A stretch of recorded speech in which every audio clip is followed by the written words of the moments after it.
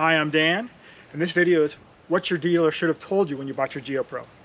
I'm making this video because a lot of people buy GeoPros from dealers that aren't as thorough in going through all the systems and explaining how everything works, and also because some people buy them used and they don't get any instructions at all. So I'm going to go through all the systems in the GeoPro. We have a 2021 19FD. This should apply to most GeoPros, but specifically this model. I'm going through all the features and parts and explain how they work, so you can watch this video and feel confident that you know how to use everything in your GeoPro and how everything works. So I'm going to start with the hitch. Obviously the hitch is the part of the camper that hooks onto your truck or tow vehicle. So this is the hitch and the hitch ball. And this latch here holds onto the ball to ensure that the ball doesn't separate if you go over a bump.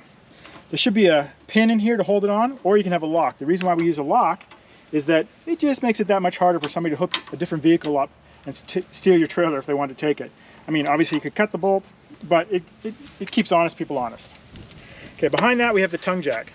Tongue jack is what you use to raise and lower your hitch ball so that you can put it onto your truck, because obviously when the truck comes up, it's not going to be exactly the right height, and even if it was, you need to raise it and lower it onto the ball. So this is what the jack does. The jack is a power jack. Has a button on one side that says extend and retract. So we put down to extend it, that's going to raise the ball, and up to retract it, which lowers the ball. That serves two purposes. One, to get the ball to the right level to your hitch, and two, to level the camper back to front when you get to the campsite. Also, there's a light on there.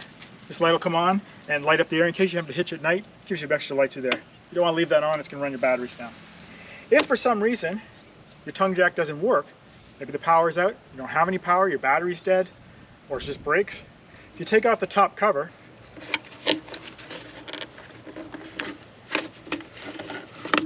this is a rubber plug that goes in there. If you look down in there, you'll see there's like a bolt-shaped thing in there. Okay, your dealer should have provided you with some kind of jack-like thing to raise and lower your stabilizers. So the same thing would go on here. Now you can manually raise and lower your jack. You're just turning the motor.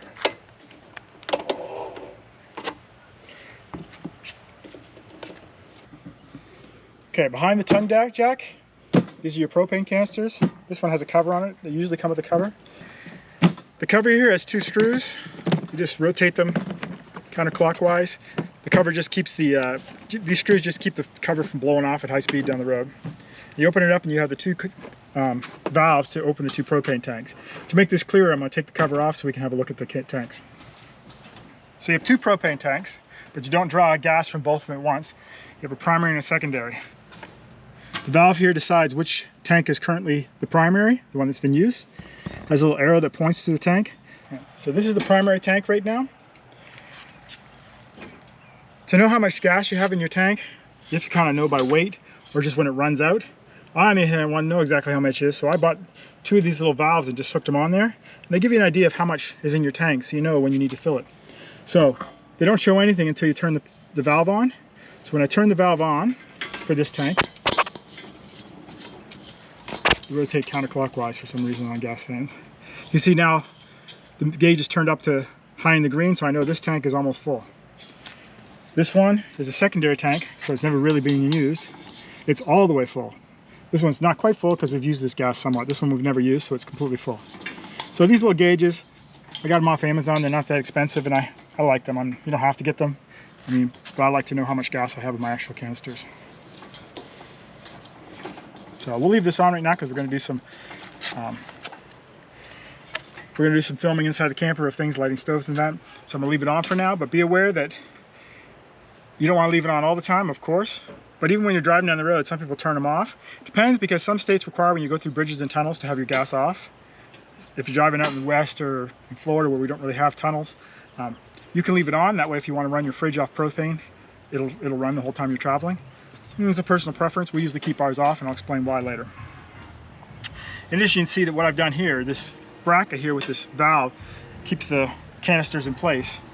I drilled a hole with a metal drill through the bracket that this holds on and the screw, so that I could put a lock on here, just in case it keeps people from stealing your propane bottles. I mean, who's going to steal a propane bottle? I don't know, but I just figured as long as I was going to put a key in there, I might as well do that.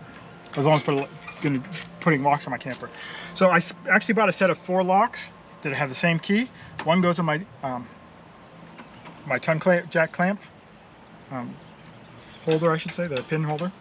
One goes on my propane bottle, and I have two on my battery box because it has two straps that go around. So I took some piece of just some aluminum strapping and cut it to length and bend it around the battery box and put two locks on.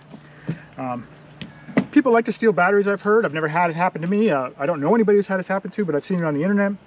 So I figured better safe than sorry. I mean, hopefully somebody doesn't go in here and steal my battery, but if it does, they're going to have a little bit more trouble because they have to cut through these locks or cut these straps, which is not simple. Hopefully somebody would notice if they were doing that. So this is where I use 4 locks. So the back is your battery box. I'm jumping ahead to that. That's where your battery is. I'm not going to go through how to wire up the battery. The dealer should have done that, but that's where it is if you ever need to disconnect it because you're going to put your vehicle in long-term storage. I'm not going to go through that. One thing I want to point out that on the tongue jack, there's also 2 other things that you should be aware of. First off, you got your safety chains, which you got to use when you hook up to your trailer to your vehicle, and your 7-pin connector. Those hopefully you already know how to do if you've ever moved your camper before. The other thing is that there's a cutoff switch back here. It cuts off all the power to your from your battery to the camper. So if you put it in storage, you want to do that, otherwise you're going to get battery drain. It's underneath the propane bottles on the run side. It's a rotating switch. You just turn it 90 degrees and it'll turn off all the power inside the RV. And then you turn it back 90 degrees so it turns the battery back on. When you have the battery turned off, your tongue jack won't work either. So if you put it in storage and turn off the power after you disconnect from your vehicle and level the camper, then you turn the power off because you won't be able to use your tongue jack after that except for manually. So that's important to know. On my trailer hitch, I also have anti-sway bar connectors. So I use an Anderson anti-sway hitch. I'm not going to go through that because that's up to you if you want to install something like that. A lot of people use like the Husky friction sway switch or whatever. Also on the front of your camper is a little light. You can turn that off and on. Just gives you some light if you're having to come out here and work on switching propane or stuff at the front of your vehicle. It's just a nice little courtesy light. Truthfully, I don't use it that often, but it's there. One thing I want to explain a little bit about is that when it comes to the weight of your camper, there's the weight of the camper, which is the weight on the axles, but there's also the tongue weight. That's the weight that this hitch puts on the ball of your tow vehicle. That's your tongue weight, i.e. the tongue of the trailer. Most vehicles have a limit on, in addition to the gross vehicle weight and the towing capability, they also have a tongue weight limit. So you need to know how much your tongue weight is before you tow safely. I'm not going to the calculations of how to do that. You can go to a scale and do it. There's other methods you can use. There's information on the internet on how to get that. But I just want you to be aware the tongue weight is a combination of the weight of the trailer and how much weight you have at the front of the trailer and how the distribution is. This is especially true on single axle campers like the GeoPro. So just be aware of what your tongue weight is. The more weight you have on the tongue, the more heavy batteries, propane, if you have the bike rack that goes here, which we don't have, that's going to add a lot more to your tongue weight. So be aware of the tongue weight in addition to the gross vehicle weight of the camper. Now I'm explaining the operation of the front door. This seems obvious, but there is a few tricks about this that you really should know as a new camper owner. First of all, there's a grab bar to help you so you don't fall when you're getting into the camper. When I'm driving down the road, I want to have this grab bar tilted in towards the door, just in case the door comes loose. I don't know how would that happen. I've never heard of it happening, but just in case, I keep it pointed that way. So to move it back, you just lift it up because it's on a spring and put it straight. Now you can put the bar the other way. I always put it towards the door. So there's 2 locks in the camper. There's the deadbolt and a door lock. The deadbolt, when you put the key in, the key can only go in the neutral position. If you take the top of the key and put it towards the door, that's the deadbolt is now engaged, but you can't get the key out until you turn it back to neutral. If I put the key in and turn it to the top of the key away from the frame of the door, I can't get the key out until I turn it back to neutral, but now the deadbolt is unengaged and the door is open. The top lock for the door, it's different than that. You can take the key out in either position. Right now the door is open. If I turn the key to the right so that the entry of the key is towards the lock emblem, now the door is locked, but I can take the key out in the lock position. If I turn it back to the open, now the key is out and the door is unlocked. And I can open the door by just lifting the handle. Sometimes people say that to lift this thing to get it open is kind of hard, it's kind of stiff. That is true, but it really depends if your camper is level. If your camper is not level, the door is kind of cocked and it can be hard to open. So one of the keys is you want to make sure your camper is level before you try to open the door. It'll make it a lot easier to open. close the door, you don't need to hold the handle. In fact, it's a mistake if you hold the handle and close the door. It's not going to close correctly. What you want to do is put the door closed, and then when it's there, push on it. You'll hear it click in, and now it'll actually be closed. To unlock the door using the keypad, you got to enter your 4-digit code. Your code you can make up, and I'll show you how to do that later, but it has to use the digits 1 through 8. There's no 9 or 0 on that. And the digits there's 2 digits on each button, so really codes are duplicated, but still there's enough unique combinations there that I think it'll be fairly safe. To enter it, you hit your first button, and you want to wait a second because the light will flash green, and then you'll hear a beep. Don't push your second button until that beeps, because it won't take the first code. Then you have a limited amount of time to hit your second, third, and fourth button, and each time you do, wait till you hear the beep, and it'll also flash blue to know that that code was taken. Once you have all 4 entered, then you push the unlock button, and the door should unlock. So I'm going to do it now, but I'm going to obscure the digits so you don't see my code.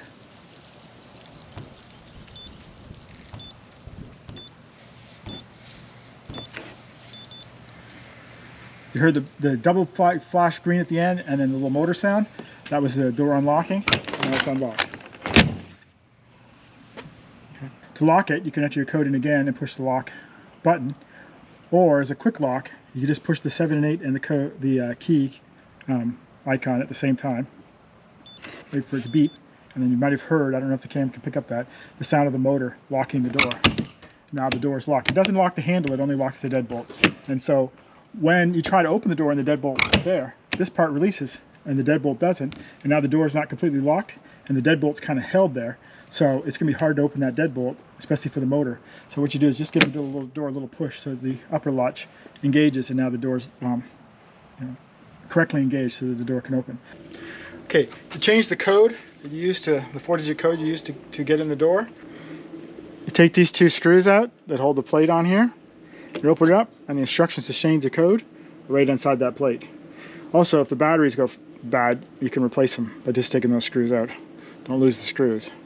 So it says here to set a new code, you just touch the 3-4 button and the key button for 2 seconds. There'll be 3 short beeps. Enter the new 4-digit code followed by the key button. There'll be 4 short beeps to indicate the code acceptance. Pretty straightforward. I think we've already done it and changed the code what we want. So I'm not going to do it now to show you, but the instructions are right inside that plate. And also to change the batteries. When you're opening your door, the stairs will be in the upright position. To bring it back down, one of the things you want to make sure is that your door is not partially open, because this part of the latch that holds against the frame will knock up against the side of your door and actually bend it and damage it over time. So make sure it's all the way back so that this part coming down clears that part of the door. Then you just pull this little pin here and keep it up so the little lock goes by that frame piece. Now you see it coming down, and now I can see that this part here, the little rubber cover, is kind of damaged on mine. Misses the door there, so it'll open all the way. When the stairs go down, chances are when you get to your campsite, or wherever you're opening the door, the legs on the bottom won't hit the ground evenly and level. To adjust them, you take the pin out on each side, which is these little pins that are in the hole. They got a little ball bearing that holds them in place so they don't slide out. So you have to push the end of the thing pretty hard and then pull on it to get them out. There's 2 pins, 1 on each side. When you do that, you can lift the stair step and these legs will come up and down. So you want to adjust it to the first leg so that the surface of the stairs sits right on the frame of the door. If you don't put it down so that the frame sits on the door, then you won't be able to close this door. However, you also want to do it so that when somebody steps on the frame, the upper part of the door, the stairs, is not being held completely by the door frame with the legs hanging in the air, because eventually that'll pull all the screws out on the top. So basically what I do is I hold the legs up so the door frame, the top of the stairs hit the door frame and kind of hangs there. Then I let the legs go, and wherever they hit the ground, when this is down, that's probably where I want it. Now, it may not perfectly line up with one of the holes, so I'm going to go to the closest hole to it by raising the legs slightly. Then I'm going to put my pin into that hole. Now when I push down on the thing, there's a little bit of tension here, but it mostly holds. Then I go to the other side, bring the leg down until it touches the ground, look for a hole, push the pin through. Now you can see that the legs are slightly above the surface, but when I step on them, they both go down without putting too much tension here. If this part here is up and you can put your finger underneath the the thing here, the top of the stairs, if I can put my finger on it or something under it, when I'm putting pressure on the stairs, then what's going to happen is when you go to close the door will bind on that top of the ladder, and then when you try to open it, it'll be really stiff and you won't be able to open the door correctly. So you got to set that door head exactly right. Okay, next thing I want to show you is how to take care of your tires on the outside of the camper. Now, first of all, this is the tires that came with ours because we have the off-road package, so it's a little bit higher and they're a bit knobbier, but the same kind of applies to all the tires. One of the things you'll have, hopefully installed from your dealer, is a tire pressure monitoring system. That is a lifesaver, because normally if you have a blowout in the tire, it's almost always preceded by your tires being underinflated. And as you drive down the road, the tires flex all the time until they overheat and then explode. So you need to monitor your tire pressure all the time as you're driving down the road. Okay, the tire pressure monitor is turned on. As you can see, it's alarming because the one tire, the right-hand side tire, is below spec.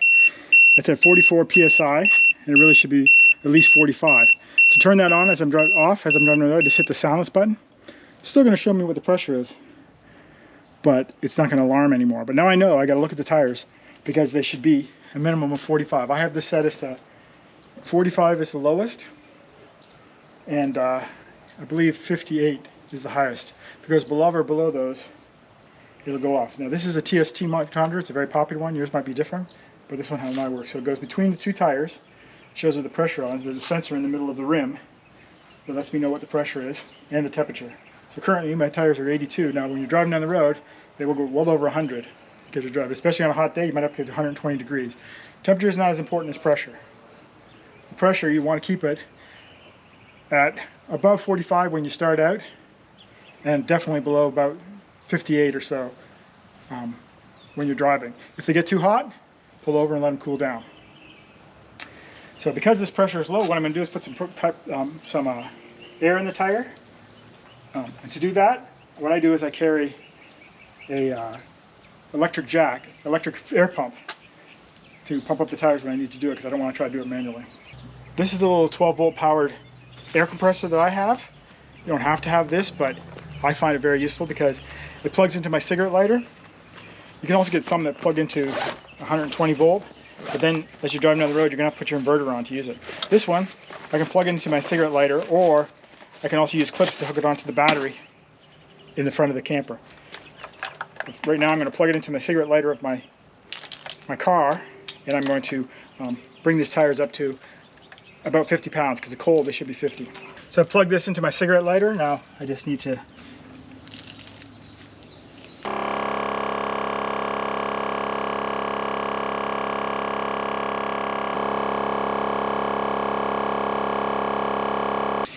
okay, now I'm at 50 psi. I'll take the pressure off and put the cap back on. Now you can see that the pressure on the other tire is still 45 because I haven't updated that, but this tire is now 50 on the TPS. You don't want to use this as a pressure gauge to see how much air is in your tires as you're pumping it, because there's a huge lag on this. It takes like a minute or two for it to actually show the current pressure. But once you've got the air in, you can use this to verify over time that you got the correct pressure in, and you watch that as you're driving down the road. So I usually put this, it comes with a little stand, I put that in the truck as I'm driving down the road. That way I can constantly look at it and see what the pressure and temperature is. Not constantly, but occasionally I look at it. But more importantly, it'll alarm if it gets out of range on temperature or pressure, so that I know, hey, there's a problem, I need to pull over and look at the tire before it blows. One other thing I wanted to cover is that a lot of people say, I have this little box. I've seen this happen on forums, and even people in person have said it to me. I have this little box under my camper, and the light is on all the time. When it's hooked up to battery and I don't have the battery cut off on, it's always on. Even if everything else in the camper's off, that light's on. So what is it, and why is it using power? Well, I'll explain to you. It uses very little power, and what that is a TPS transmitter. So your tires have a sensor in it to detect the tire pressure, and that gets transmitted to the little TPS monitor that I showed you earlier. Well, since the tires are fairly far away and not that powerful, the transmitter, there's a box on here that's constantly run on battery whenever the battery's connected, and it reads the tire pressure sensors and retransmits it out so that the box can read it better all the way from the cab of your vehicle, even if you have a long truck or a longer tow vehicle. So that's why it is. It's the transmitter, a retransmitter for the tire pressure monitors, and that should be on all the time. If it's not, you're not going to be able to read your tire pressure. Now the lug nuts on this tire in the camper, they are a 19mm lug nut. Put that on there. And I always carry a breaker bar. So when I put that on there, it gives me a lot of leverage I can use to break the seal of the lugs if I need to change the tire on the road, because I don't have an air tool with me. The other thing you need to carry with you is a torque wrench. I bought this relatively inexpensive one from Harbor Freight brand.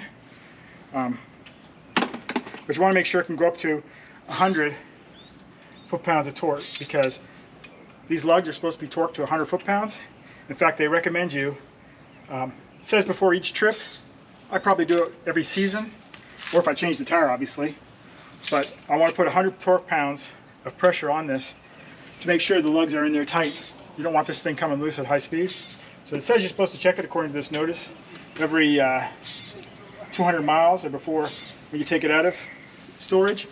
I usually do it when I take it out of storage or it's been a while. Check the torques. So you need to put your wrench on there. You put your torque wrench on, and if you don't know how to use a torque wrench, somebody can show you how to do it. But you basically just keep on until it clicks at the right setting. Your torque wrench may have a different gauge than this. I carry the lug wrench and the torque wrench on the road with me as I travel with the camper, just in case I need to change the tire. I make sure I can get the bolts off and put the new ones on at the right torque. Final thing I want to talk about this axle is that you need to lube it about once a year. I'm not going to show in this video how to do it, but you take this cover plate on and use a grease gun, and it's an easy lube axle, so you can just put the grease gun there, pump the new grease in, and the old one will come out and wipe it off. I've done that on this camper before I put it away last year. There's other videos out there that show you how to use these easy lube axles, but that's what you need to do once a year on this axle. I think that's about all we need to know about the tires, except for where's the spare tire. The spare tires on the GeoPro are stored, the spare tires stored under the camper. There's a little hole right here, and the same wrench we use to lower your stabilizer jacks, also to, as I showed at the beginning, how to lower your tongue jack if it's broken. Use that same thing to lower your spare. You just stick it through that hole, and then all the way back there is a bolt you put it on, and then there's instructions on that little card there that show you crank this to raise and lower the tire.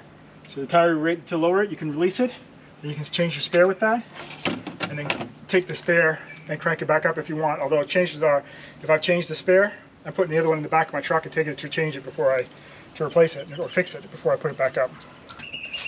When you bought your GeoPro, it should have came with an outdoor griddle. This little bar is here, you put it on. So first you put on the stand. This is a stand. These two arms come down and lock in place. They're on a spring-loaded thing. So you take this griddle bar. It's got the top end of it, when the arms come down, have a little edge on there. You start on this side. It's a channel. And the channel slides down onto the camper. And then that should fit just before it gets to the wheel well, with little rubber feet that go up against the camper.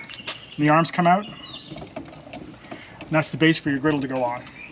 Okay, then you take your actual griddle, and the arms go inside the chambers on each side. So you need to make sure you get both sides on at the same time, because otherwise it won't line up.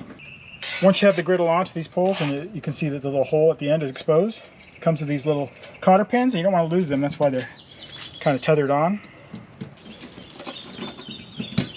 And that holds the grill in to keep it from sliding off the end as you're working on it. It's one on each side.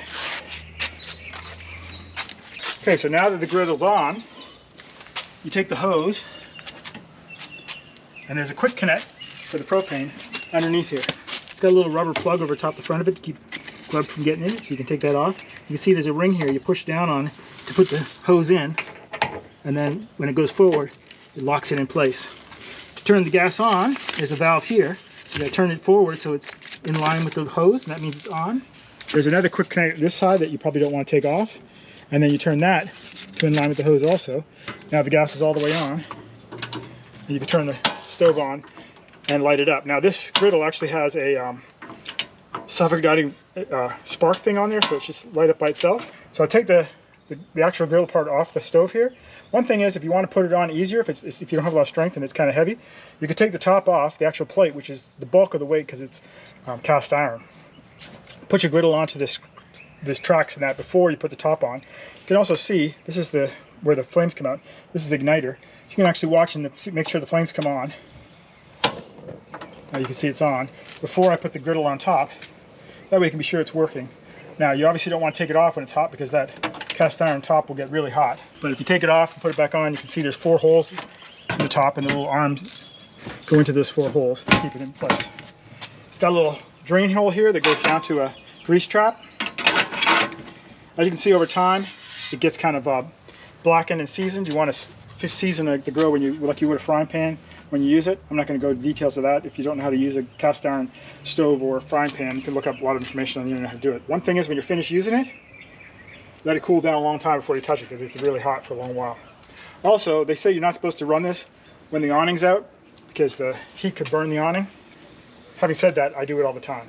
But just be cognizant of the awning overhead, especially you don't want to walk away and leave it burning with the awning out. You may come back with a melted awning. The other accessory they give you is a little tray that goes, table that goes next to the grill. So you put that on the same way, slide it onto the track. It's got a leg that sticks out.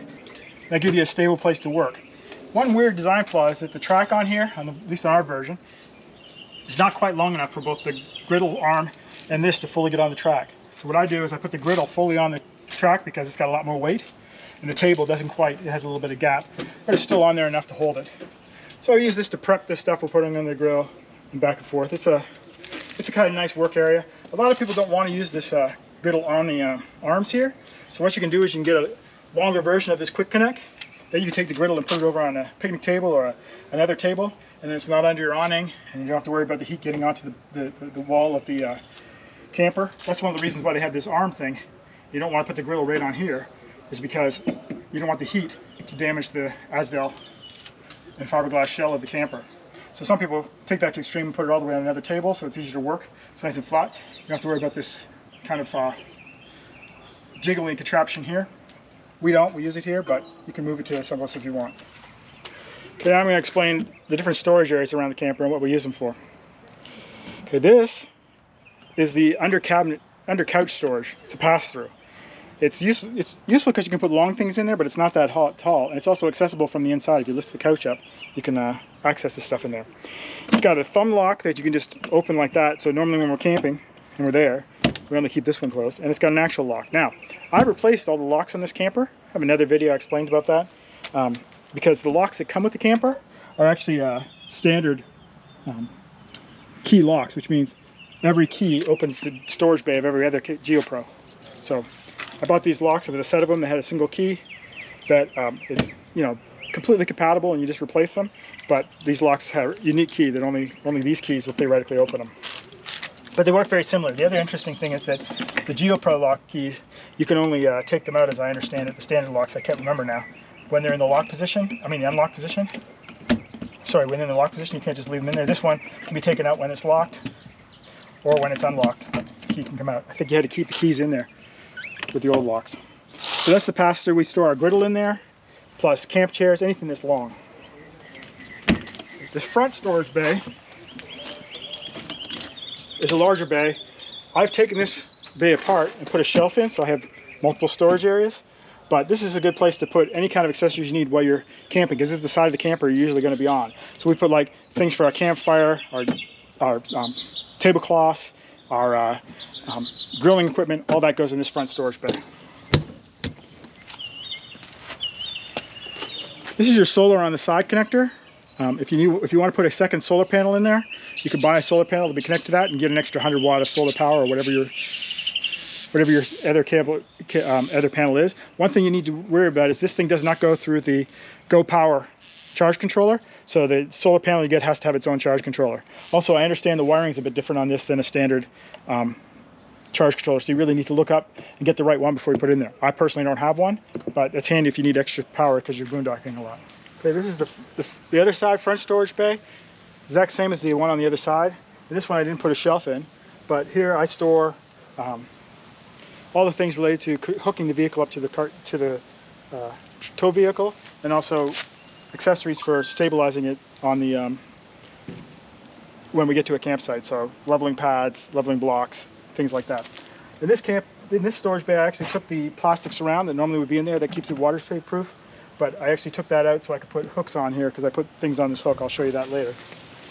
Another thing that's in the left front outside storage conditioner behind the plastic shielding, take that up to get at it, is the 1000 watt pure sine wave inverter. You really don't need to access this very often. I mean, there's really no reason whatsoever to get in here unless there's a problem with the inverter.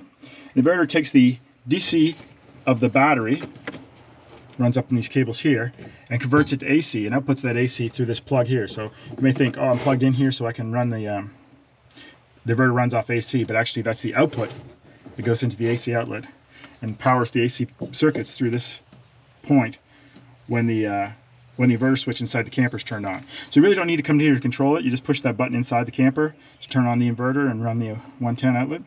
But if you need to come in here and repair it or there's some problem with it, then you can come in here.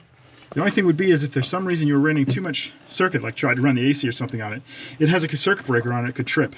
When it does, there's a button right under here that will pop out and you can just push it to reset it. So the only reason to come out here is if you happen to trip the inverter. Hopefully it doesn't happen, you don't try to run too much current at once, but that's the only reason you really need to access this unless it's not working, and then you might have to replace it. Okay, this is the output for your heater, the heater that goes inside the camper. I put these little clip-on covers in just to keep like wasps and stuff from building nests in there, or even mice. They're a cheap accessory you can get on, like I got it on Amazon, but they, you know, they're not critical, but they will keep bugs and things from it. You don't want insects from building nests in there and then blocking the thing and the heater overheats. This is your outdoor shower. It just has a thumb lock on it, regular lock. This used to have a lock on it, but I figured no one really wants to get into my outdoor shower, so I just put a thumb lock on there. So you just take that out, it can retract, and you've got hot and cold water in case you need to take an outdoor shower or hose off dogs or whatever like that. I also put a little sponge thing on there in case we actually did want to wash off while we come back from the beach or something. You can put the hose there and the handle there, and it becomes an actual shower for like kids who need to shower off before they come into the camper. To be truthful, we don't use the outdoor shower that much. This is where you fill your water tank. If you're going to go boondocking, you need to fill a water tank. So you put a hose or whatever on here, and it'll fill up. You don't want to overfill it, because if you do, water will start spraying out from below the hose because it has a backflow on it. But fill that up and then keep the cap on, and that'll give you water for when you're going boondocking or need to keep water when you're on the road. This is the exhaust vent for the vent over the stove. When you're traveling, you want to keep it closed, but when you want to use the stove vent, there's two buttons in here. You just push up on those two buttons, and now the flap will open. When you put the fan on, the flap will open and the air will keep it open, and that's how you can use the exhaust on the stove. Before you drive away, to keep it from flopping all the time, you just put the two clips back on. These two vents are the exhaust vents for your refrigerator, because it uses propane and lets heat out. So there's two of them there. You just want to check to make sure that they stay clean and clear so the exhaust can come out. In addition, there's a water tube in one of these. I think it's this one here. So when condensation builds up in the fridge, it'll drip out here. So sometimes if it's a hot day and you run your refrigerator, you'll see water dripping down here. That's coming from the drain pipe that's there. This is the connection for your 30 amp power that goes to your camper when you're hooked up to a campsite. It's electricity. In my later part of the video, when I show you how to set up and disconnect from campsite, I'll show you how to use that. At the bottom here is the waste connection and the valves for your gray and black tanks. I'm not going to go through that, but in the later part of the video when I go through the camp setup, I'll show you how to use those. And on each corner is also the stabilizer jacks. I'll show you how to use those also when we go to a campsite setup video. In addition to the gray tank, this one, and the black tank over there on your vehicle, you also have your freshwater tank. The freshwater tank also has a dump valve. So if you finish camping and you want to empty out your freshwater tank, rather than running your pump all day, you can just pull this valve here, and all your fresh water can be dumped out. Now, because it's fresh water, you can go ahead and dump that on the road. It's not going to be a problem. Some of them may give you a stink eye because they think you're dumping gray or black water on the road, but it's just fresh water. So if you want to dump that out for any reason, that's the place you can do it. It's just behind the wheel.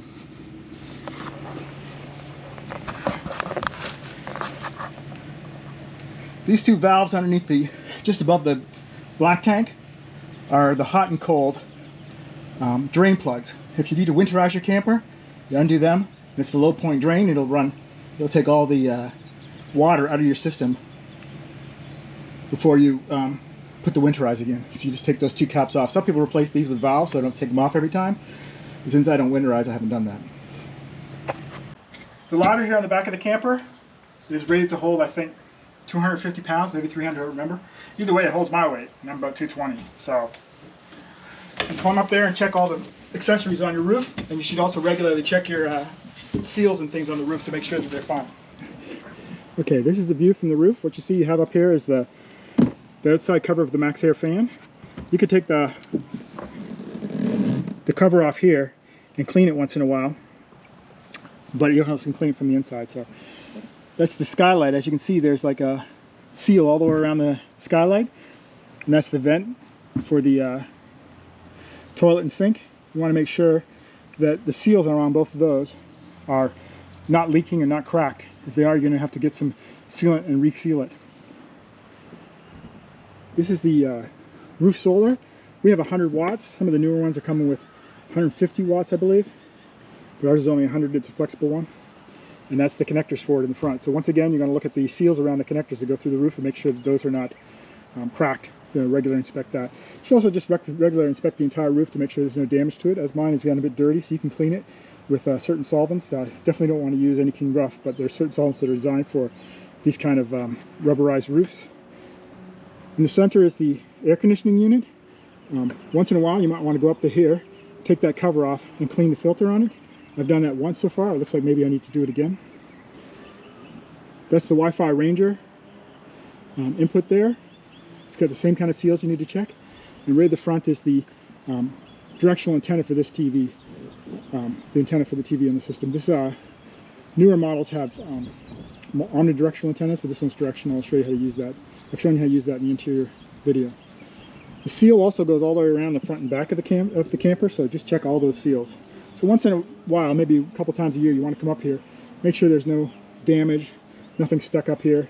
You really want to keep your solar panel clean, because any dirt on there or damage will reduce the effectiveness of the solar panel and the amount of power you're going to get out of it. Other than that, probably want to clean your AC unit once in a while, and maybe the cover of your Max Air fan. The back center here is your camper becomes pre-wired for the Furrion camera. You don't have to have a backup camera. I put one on there. It's not Furrion, but it's a different type. It's a little cheaper, but it works for us. And it just hooks into the wiring that's already there. That will hook up to your 7 connector that goes to your vehicle, and it gets powered when the lights of the camper come on. So if you want to use your camera, you have to turn the lights on. These are your connections on the back of your camper. The first one here is for city water. That's the outside water. You hook it up to a spigot, turn on water in the camper.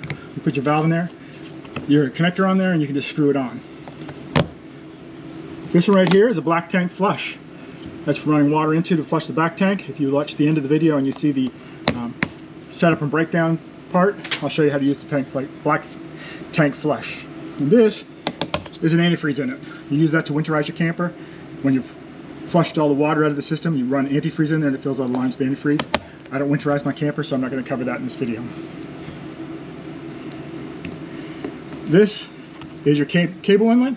If you parked in the campground and it has cable, you can hook the cable wire up to that, and then you can watch cable in your camper. And the second one is a second cable inlet. That's used if you want to have a satellite dish. Some people have portable satellite dishes they take with them, and that takes it to the second cable outlet behind the TV. So in the TV section, I explain that second cable outlet you can run satellite to. On this side of the camper, we have a 120 volt outlet. If you're camping somewhere and you're on a campsite that has 120 volt power, you can hook up something there if you want to put a TV outside, or we sometimes on our grill here, we use an induction cooktop to cook with induction outside, so you plug it in right there. This is your water heater. I put this another screen cover on this so that once again insects won't build nests inside the water heater vent. It won't come with that, and it's up to you if you want to put that on there. But the water heater's behind here. I'm going to open that up and show you. So this is the drain for the water heater if you need to let the water out. You just flip that right there. There's also a switch in here that turns on the water heater for 120 volt. The dealership or the manufacturers put a tape across there, because you really don't want to ever switch that switch unless you're working on the water heater. That'll stay on because the switch inside turns the water heater on for 120 volt electric hookup. There is a element in here, and once a year you should probably flush the system and check the element, sacrifice element there to see if it needs to replace. I'm not going to go through the details here of how to do that. I have done it before, and there's other videos out there that show you how to do this. But basically the idea is that this is an rod in here that corrodes instead of your heating element corroding. And so it's kind of sacrifice anode. And every couple of years or so you need to replace it so that your main heating element doesn't corrode or the inside of the tank doesn't corrode. So you can take a socket off there, take it off, and you can wash all the sludge in that out, and then you can replace it if it needs to be replaced. There's other videos out there that show you how to do it.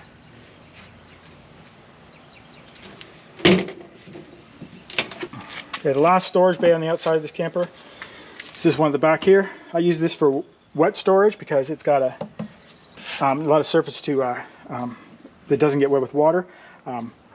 So things like my garden hose, my drinking hose, things that the connections for the pressure connectors and things like that go in here. Anything that's wet goes in this back storage. In here we also have the water filter, the built-in water filter. This little separated wall here, I reach behind it, that's where I keep the filter wrench. This should come with your camper. You put that on the camper filter here, up to the top, and then you can turn counterclockwise to release this and replace the filter. I have never actually replaced this filter. I probably should. The reason, in the year and a half we've had this, the reason why I haven't is because I use my own filter to filter the water before it gets in here. So the water is already filtered, but still, at some point, I probably should replace that. Some people actually think that those things are a mistake because they leak over time and that the filter cartridges themselves are quite expensive. So what they do is they take that thing off and just put a bypass line there and don't even use that filter. I haven't done that. When I change the filter at some point, if it breaks or it doesn't leak or if I can't find the filters for it, I might do that. But right now, we still have the original filter after over a year and a half. So this is how the awning retracts. There's a button inside that on the control panel. And the top says extend and the bottom says retract. So I'm going to push the extend. And you see it basically rolls out and unfurls. This white surface area gets dirty over time. You need to probably clean that with some kind of non-abrasive cleaner. The awning comes out very slowly, which is good because it means you have a better chance to make sure it's not going to run into anything, any trees or anything else things in the campsite. You'll see a little flap will come that gives you a little bit of extra shade. You want to stop when that flap is all the way down. If you keep going, it'll just roll the awning up the other way. And the flap will go on top and get kind of stuck up, and then when it gets to the top, the white part of the awning will be exposed and get dirty. So you want to stop when the flap's down all the way, like that, and that way it covers the, it gives you an extra little sunshade. When the awning is extended here and you turn on the awning light on the control panel, it does this nice white LED effect. Once again, this light is white so it will attract bugs, but it also gives a nice viewing of this area. So if you're not worried about bugs, but you're worried about getting lighting sit out here, then you can put it on. It gives a fairly good light to the area when you're sitting out under the awning. You can see the contrast between the orange light of the porch light, which supposedly doesn't attract bugs, and the white light of the awning. So when it's ready to retract the awning, you just push the bottom button, retract, and the whole thing will happen again in reverse.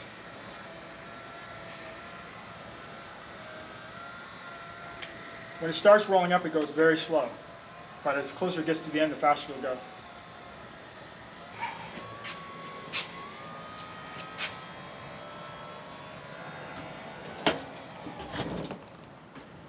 Okay, when the awning gets to the end, it'll stop by itself.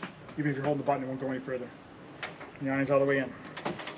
Okay, I want to talk a little bit about the accessories we bought to go with the camper. Some of these I think you absolutely need to buy before you go camping. Some of them are optional, but I'll give you the list and you can decide for yourself what items you want to get.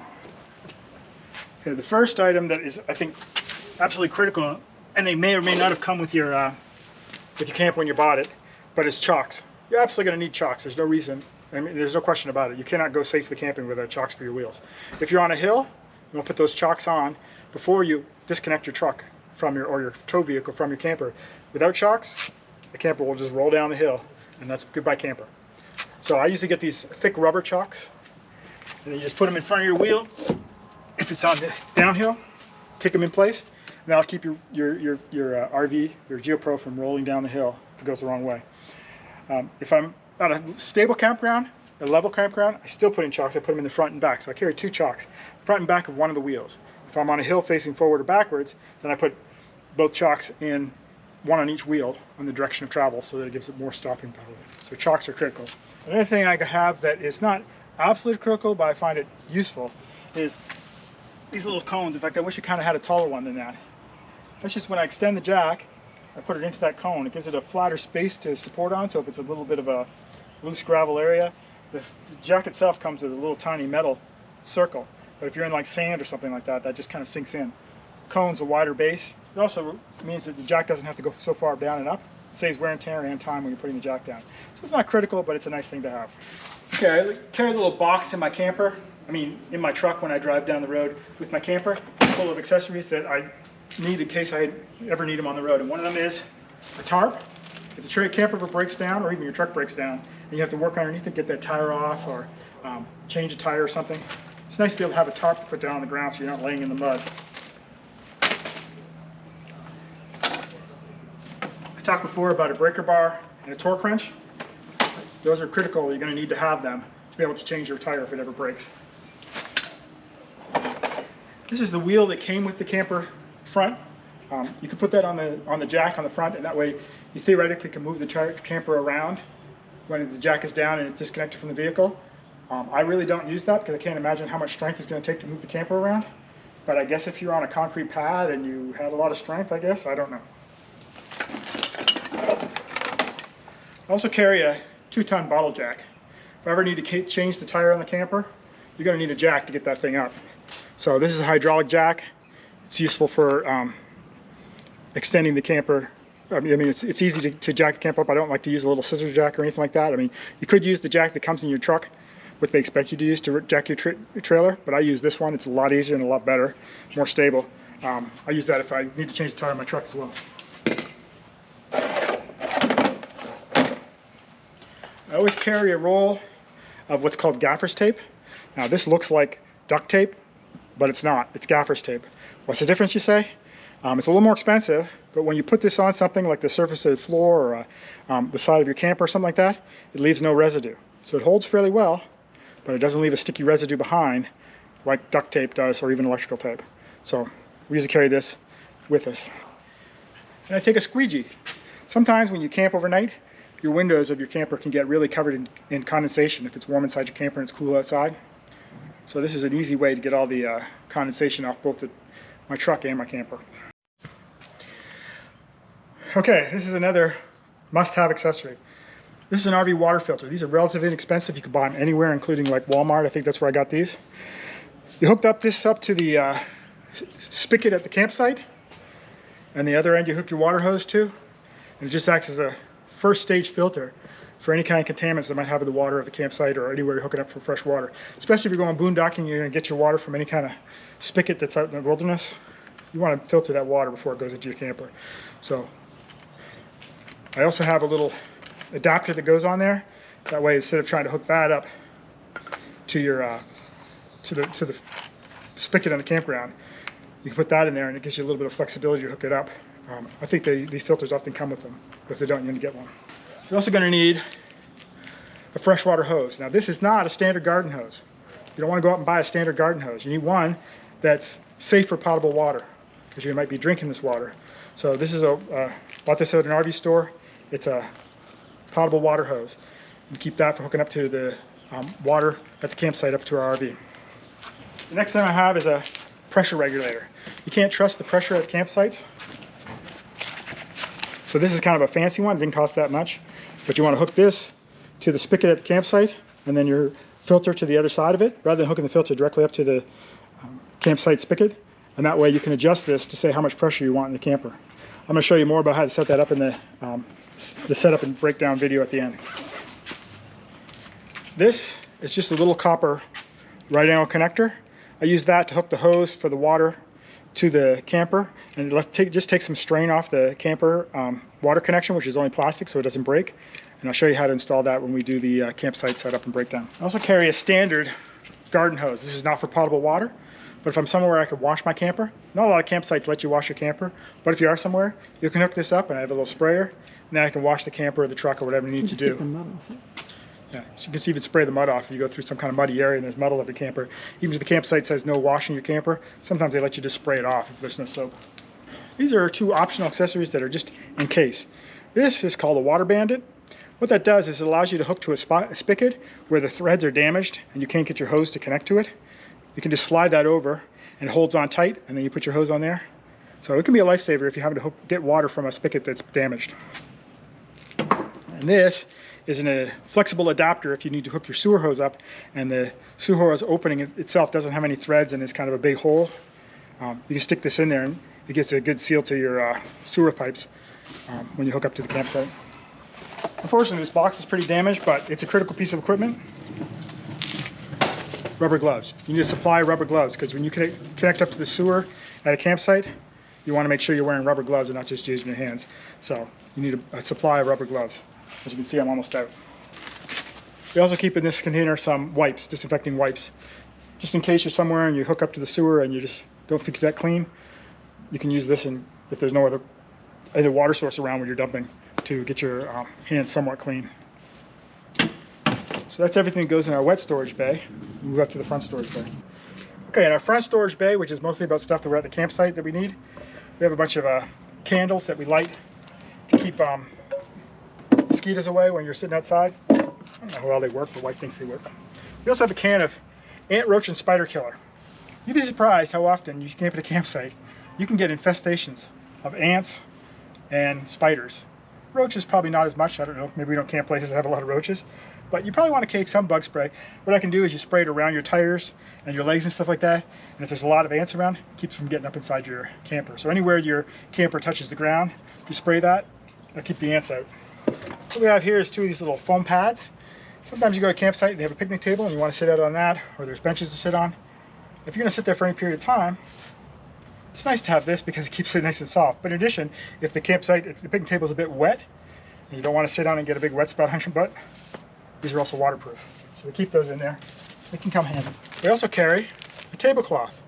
If you go to campsites and they have picnic tables, sometimes the picnic tables are in rough shape and sometimes they're not very clean. You put your own picnic table blanket on there, or tablecloth, and suddenly you're eating on a nice table. So associated with that, we have these picnic table clips. So you can put your tablecloth on there and you put these clips on there and it keeps it in case it's windy from blowing off. So it's really handy too. We have a length of rope and some clothespins because you never know when you need to hang clothes up or hang towels up.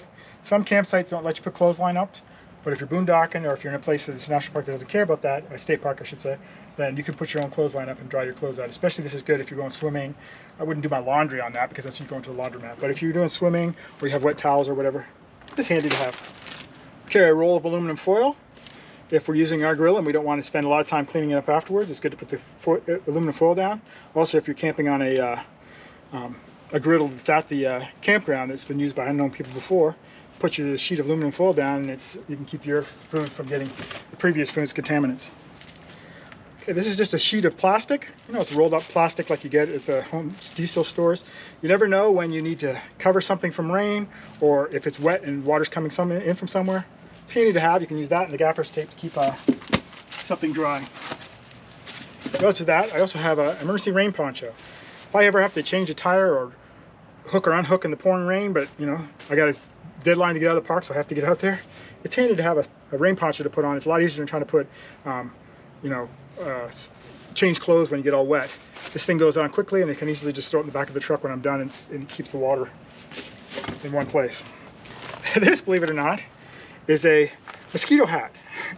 It's like I'm not going to take it out and show you, but it's a hat that goes on with mosquito netting around it. And so if you have to sit out and set up a fire or work on your camper and it's a real buggy, mosquito-y or sandfly area, you'll be happy to have that because there'll be no bugs getting all of your net. I've been up north with the black flies. Flies are really bad in black fly season. It's a lifesaver. And last but not least, we have some bungee cords. You never be surprised how often you may need to hook something up or do something, and bungee cord's quite handy. We have this one with the standard hook at the end, and I have one of these that have like carbiners at the end so they can stay on. And they come in handy when you need them. That's all the stuff we have in this bin. Let's go over to the front. As I said, in this compartment, we keep things that are for setting up the camper. And so this is a lot more critical stuff. A lot of this stuff is must-have. Okay, first off, camping pads. These are for putting under your stabilizers if you're in sand or even loose gravel. You need to keep 4 of these. You put them under your stable pad, it keeps them stable because without them, your stablers may sink in the sand or whatever, and then it's not stable anymore. So I have 4 of these that I keep inside this front bin. Next thing is leveling blocks. This particular one is a curved leveler. But when you get to campsite, as I said, it's critical if you want to use the refrigerator to have your camp be level. And not all campsites are level. In fact, I would say most of them aren't level. So you're gonna need some way of leveling your camper. If you watch the video at the end of the video, I'll show you how I use these to level the camper.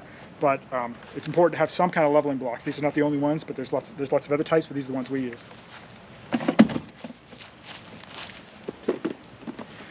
What I have here is a flare kit. If you ever break down the road in your camper, you're going to need to have some kind of flares. These are LED flares, but you can get true flares or whatever you like. But I keep these here because if you break down the road at night, you're going to want to have flares out. I keep a pair of work gloves in here. If the camper breaks down on the road and I have to change the tire or anything like that, it's nice to have gloves you can put on and not be pinching your fingers or also getting them dirty. Speaking of dirty, we keep a little pack of wet ones in here to clean off my hands in case I do get dirty when I'm hooking or unhooking or changing the tire or anything like that. So that goes in there. I also keep 2 emergency cones. If I have to break down the side of the road and pull over, you want to put reflective cones out there so people know you're there. I also use them at the campsite, which you'll see in the video at the end when I talk about breaking up and setting up and breaking down a campsite. Another thing I put in here is a reflective jacket or vest. If you have to break down the side of the road and you get a flat tire or something's wrong, you want to have something like this to put on because at night it's reflective and in the daytime it's very visible. You don't want to be the one who gets hit by a driver who's driving down this road and you're on the side of the road and the driver's like, oh, I didn't see him.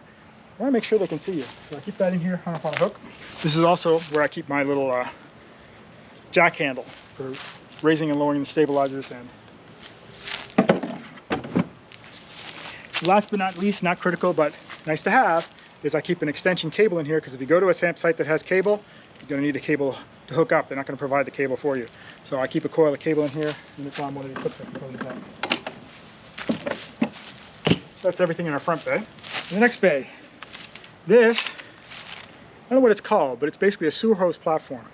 And you're going to need one of these because a lot of campgrounds actually require you to have them. What it means is when you hook your sewer pipe up to the sewer connection, you can put it along this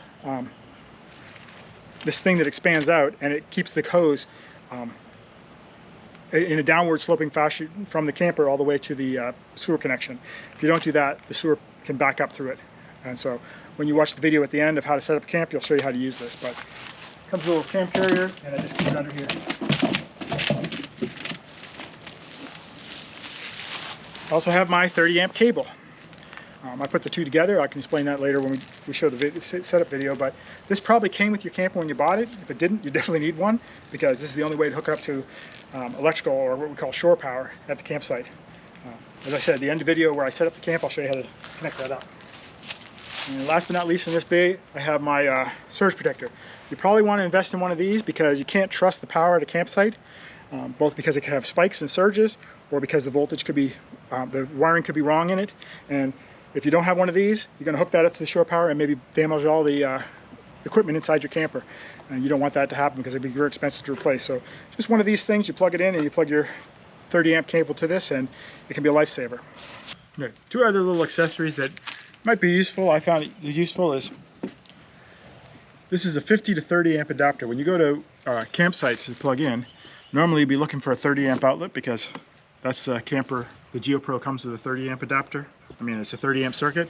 And so your power cord will look like this. It'll have a ground at the top and 2 angled plugs. But larger RVs, like Class A's and that, they use 50 amp because they use a lot more power. So a 50 amp one is like this.